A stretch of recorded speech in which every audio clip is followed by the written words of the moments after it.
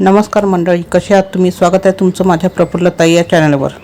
आज आपण बघणार आहोत उन्हाळ्यात शरीराला थंडावा देणारे आणि जीवनाची चव वाढवणारे फोडणीचे ताक। हे फोडणीचे ताक तुम्ही दुपारच्या जेवणासोबत भाकरी, चपाती किंवा वरण भातासोबत नक्की करून पहा। आणि तुम्हाला जर माझा हा व्हिडिओ आवडला असेल तर माझ्या व्हिडिओला लाईक, शेअर आणि सबस्क्राईब करायला विसरू नका। तर चला यासाठी काय काय साहित्य लागते ते बघूया।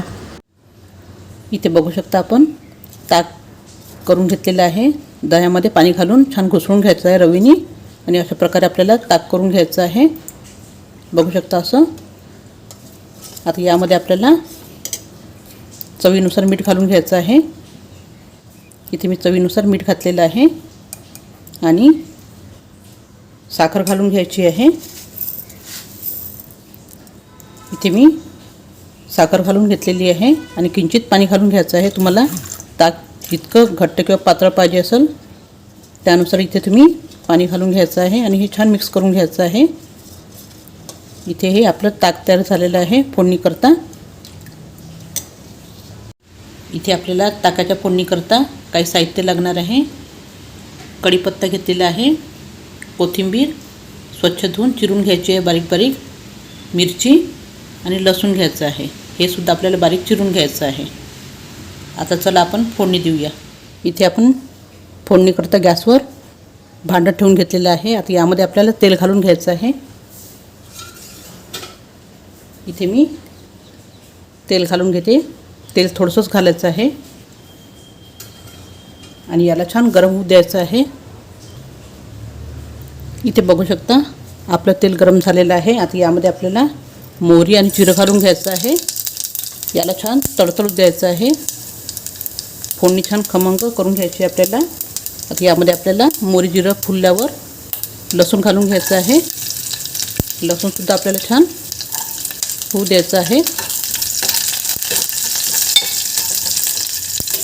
आणि इथे मिरची घालून घ्यायची आहे। मिरची आणि लसूण छान आपण होऊ देऊ थोडा वेळ, हलकासा कलर चेंज होतपर्यंत।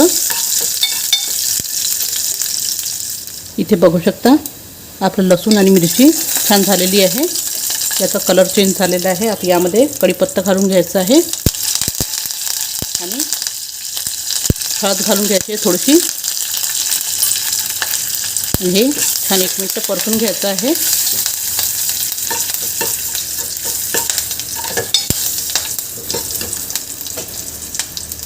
थोडीशी कोथिंबीर घालून घ्यायची आहे। इथे आपली खमंग फोडणी तयार झालेली आहे। आता या फोडणीमध्ये आपल्याला ताक ओतून द्यायचं आहे। इथे गॅस बंद करून आपल्याला हे ताक असं टाकून द्यायचं आहे आणि हे छान मिक्स करून घ्यायचं आहे। इथे मी गॅस बंद केलेला आहे आणि छान मिक्स करून घ्यायचं हे। इथे तयार झालेलं आपलं फोडणीचं ताक। तुम्ही हे छान भाताबरोबर पोळीबरोबर खाऊ शकता। बघू शकता इथे आता यामध्ये आपल्याला थोडीशी कोथिंबीर घालून घ्यायची आहे वरून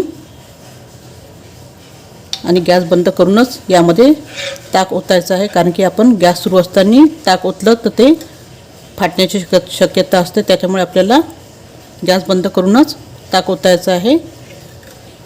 तर अशा तऱ्हेने तयार झालेलं आहे आपलं आंबट गोड चवीचं फोडणीचं ताक। हे ताक तुम्ही नक्की ट्राय करा, प्यायला खूपच चविष्ट वाटते, आपल्या जेवणाची रंगत वाढवते, लज्जत वाढवते। हे ताक तुम्ही भातासोबत, पोळीसोबत किंवा भाकरीसोबत खाऊ शकता। अशा या फोडणीच्या ताकाची रेसिपी जर तुम्हाला आवडली असेल तर माझ्या व्हिडिओला लाईक आणि हाईप करायला विसरू नका। हे ताक तुम्ही नक्की ट्राय करा। धन्यवाद।